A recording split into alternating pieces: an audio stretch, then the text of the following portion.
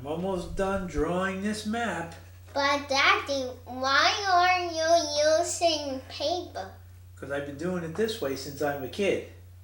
Yeah, but everyone makes cool-looking dungeon tiles. But what's wrong with paper? Just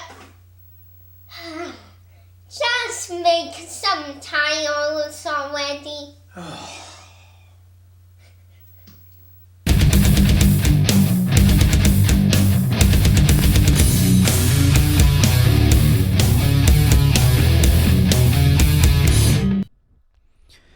Well, these are the shapes that I decided to make. Pretty standard shapes. You can see them on the grids there. They're 1 inch grid. Get the sizes. These are pretty common. So I thought that would be all I needed. Started off by cutting 1/2 inch foam into the shapes that I wanted with my hot wire table. If you don't have a hot wire table, you could always cut them out by hand. It just makes it fast and easy with the table.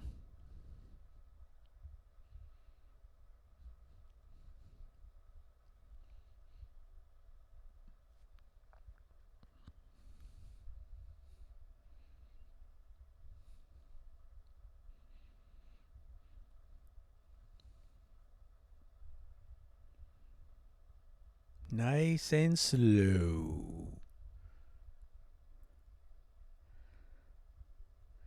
Once I had all my shapes cut out, then I had to score my 1 inch marks to make the actual 1 inch tiles.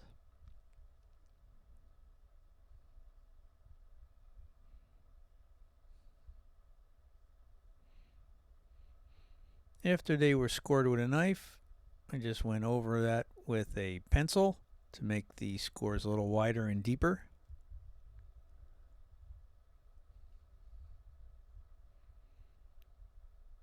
And then I textured it with the standard texture tool, crumpled up tinfoil, aluminum foil.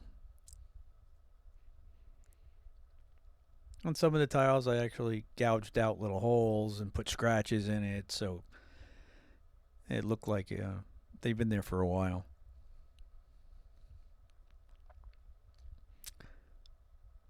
Then I said, well, why don't I make some cavern tiles while I'm at it?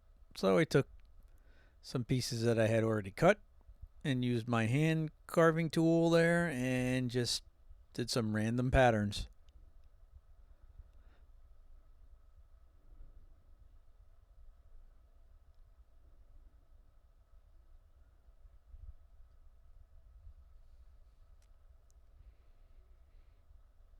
I also used my knife just to show you that you can use the knife.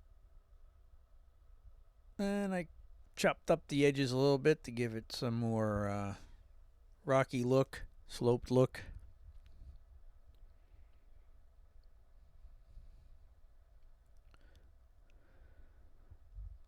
I found that this little toothpick container looked and was shaped perfectly like a door. So I used that as a template to make some doors. I said it would be cool to have some doors, and so I traced it onto some cardboard, cut it out with an X-Acto knife to make a template. I took my 3 inch by 3 inch squares.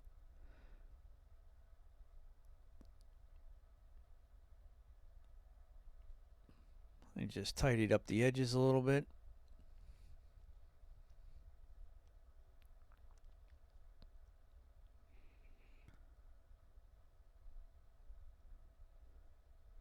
Trimmed it down. Now I had my template. So I took my 3 inch by 3 inch square, I would line them up on there, and then use that template as a guide for my hand carver. Cut the door out perfect.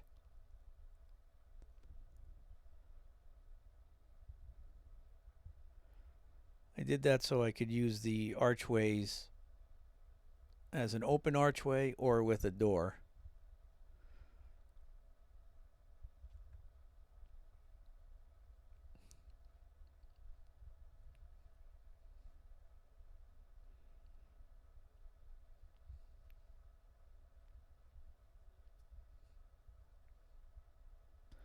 I cut little strips to go on the bottom so it was the right height for the rest of the pieces. So it makes a perfect little doorway. Then I thought it would be pretty cool to make some columns. So I took some 2-inch foam and cut that down to 1 inch by 1 inch square columns.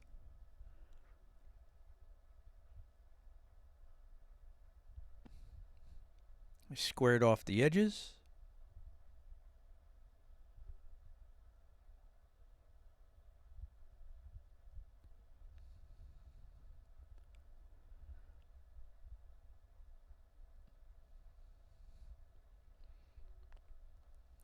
And cut the columns.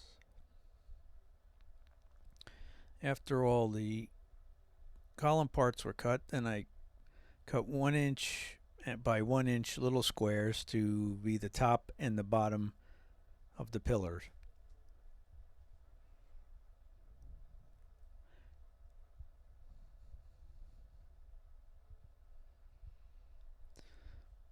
Then I cheated. I used these little rollers, texture rollers,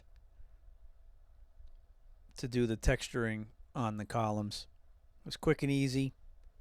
I see a lot of people, they go into great detail. I didn't need anything of great detail. It was just there for my own little purpose. And then I used the standard aluminum foil to texture the pillar top and bottom. Makes a nice little column. So as you can see, we have many different sizes here that are already done and ready to be painted. Now, it's very important that you, if you're going to make a modular system, you pick on a common size that you want to everything to interlock with. I went with a 2-inch. Most of my pieces are 2-inch, and even the little cavern tiles, they all are 2-inch. So 2-inch, we'll go with 2-inch. So now just cut a bunch of different curved pieces, all 2-inch, straight pieces,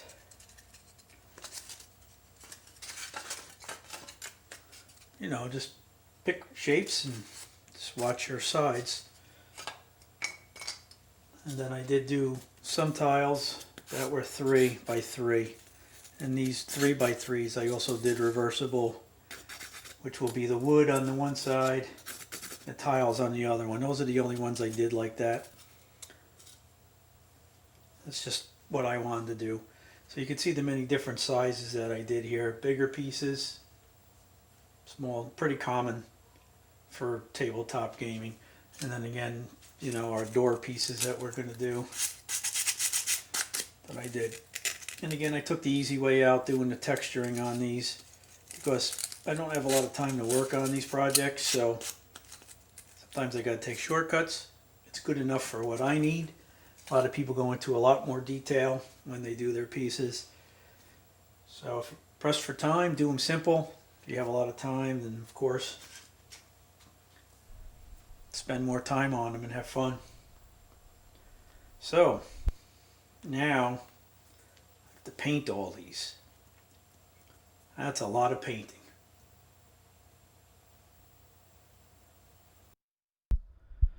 Well, since everything was done, it was time to Mod Podge. That's the Mod Podge and black paint mix. And there's a lot of Mod Podging to do. So my daughter decided she wanted to join me and keep me company while she did her crafts.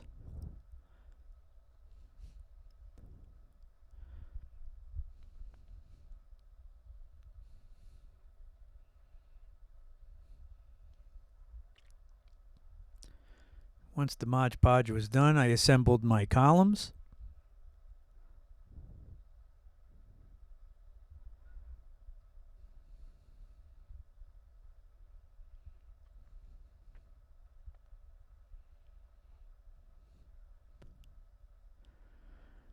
and I assembled my archways.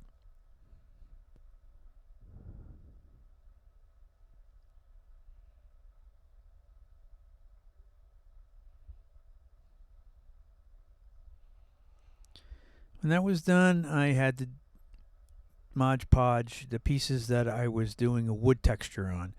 Now, the 3x3 squares, I did do a wood texture with a regular steel brush, and the doors I did with the steel brush. I lost the footage for that. I'm sorry, but it's pretty standard, just raking a steel brush across and scoring lines. So I used the Mod Podge and brown. Once everything was dry, I put a base coat of dark gray.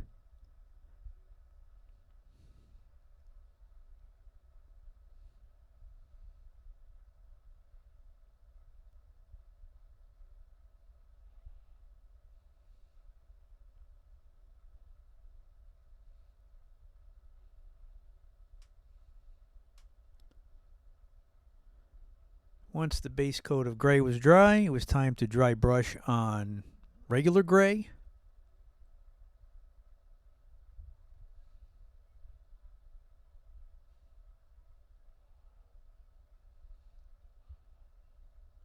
After regular gray, I did a very light dry brush of tan. When that was all dry, it was time to do the black wash.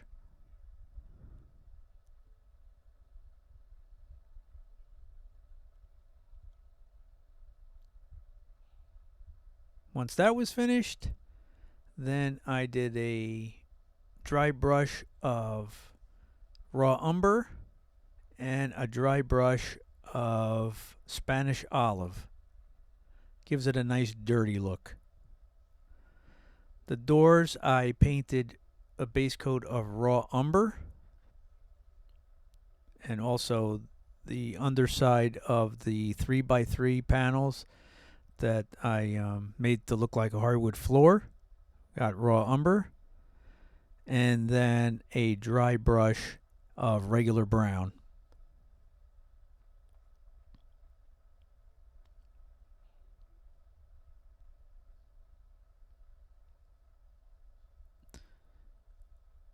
After the regular brown, I did a very, very light dry brush of a suede color.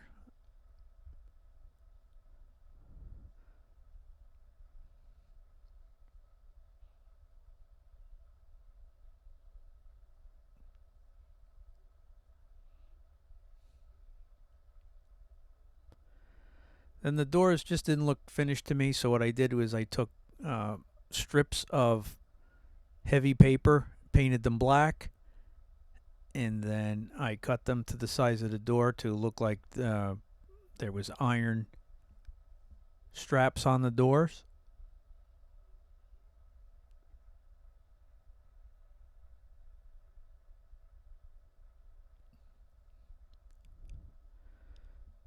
Then I took a rusty color looking red and just dry brushed it on the strips to give it a dirty look.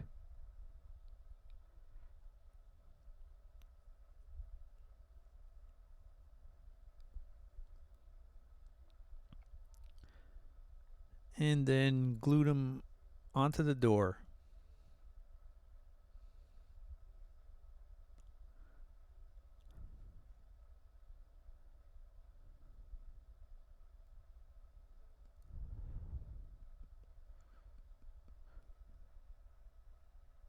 That gave the door kind of a finished look. Did it on both sides of the door.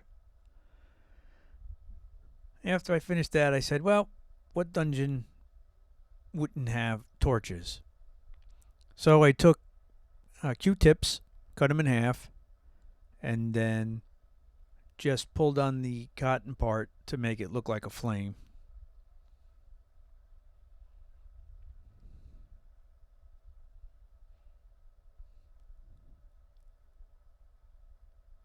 I took more of my 3x3 squares and I cut them into a upside down T shape to represent the wall that the that the torches will hang on. And I textured those with the rollers again, the textured rollers.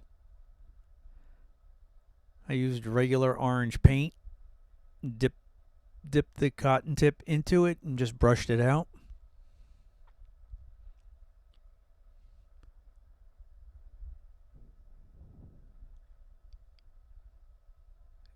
Colored the bottom part regular brown.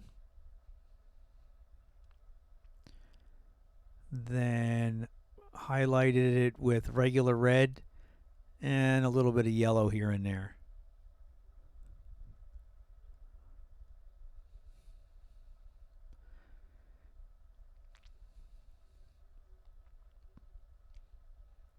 Then I poked a hole into the little wall and glued the torches in place.